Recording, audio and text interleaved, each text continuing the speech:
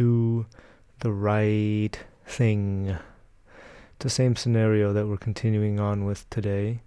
After you meet with your director, you think it over for a while and decide that you're going to thank her for everything that she's done and you're going to resign.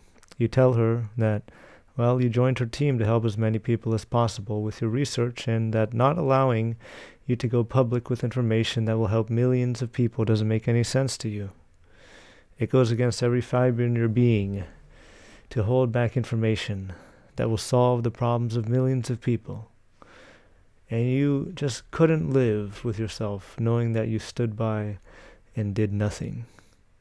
Your director is shocked, of course, and pleads you to reconsider. Aren't you afraid to lose your career? Aren't you aware that you won't get another research gig at any other university?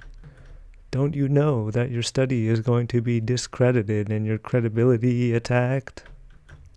You'd be losing everything. No, you have FU money. You don't really care that you will lose everything because you'll be just fine without it. You know that you're doing the right thing. So you publish your study and immediately send messages to all the media contacts that you can find in your address book. You also go ahead and push out your story to some social sites, some bloggers and nonprofit organizations that you know would be interested.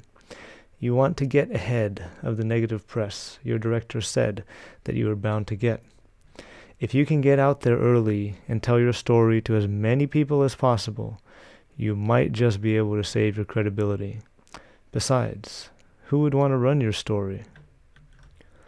It's not only that you found a working solution, but that you were discouraged from publishing, that you were forced to give up your career in order to share it with the world, should only add to the shock value.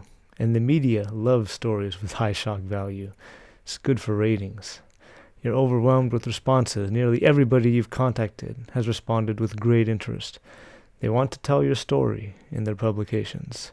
Word got around. Reporters you didn't even contact directly are requesting to meet with you. You spend the next week doing interview after interview after interview. You suggest combining them because you just don't have enough time for them all. A television host invites you onto his show, filmed in front of a live studio audience. He's going to make time for you in one of his breaking news and problem segments next week. You graciously accept. As your stories go out into the media, you begin to notice articles coming out that denounce you, your story, and your study. They attack your credibility and the fact that you were kicked out for repeatedly publishing false research. Kicked out? But you resigned. Repeatedly? What? You never even spoken to these guys publishing these pieces, yet they keep coming. Sources vary, of course. You try to contact them, but they don't respond. Whatever. You're doing your part, getting the truth out there. Haters gonna hate. Besides, you have an upcoming television appearance to prepare for. And it was wonderful. Time went by pretty quickly there. You had the chance to explain your story, talk about your research, and best of all, you explained the situation or the solution and how it works in great detail. People in the audience with the problem cried of happiness when they knew their lives would be changed for the better. Some questions did come up about your credibility, and people asked why you were kicked out, but you had the chance to set the story straight and explain what really happened. This is all you could have hoped for. You're going to help millions of people. You're making the world a better place. On your way home, though, you get a phone call. It's an unknown caller. Hello. I'm calling you on behalf of the company that you did research for while you're at the university. Thank you for taking my call. If you keep talking to the media, we know who you are. We know where you live.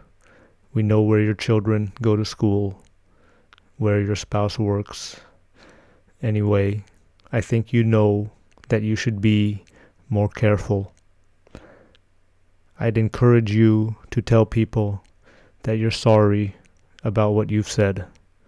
Have a nice day. Do you even think your FU money is going to help you with this one? I mean, honestly, you shouldn't even need to think about what choice to make here. We don't want to do something that might get us or our loved ones killed. What would you do in the situation?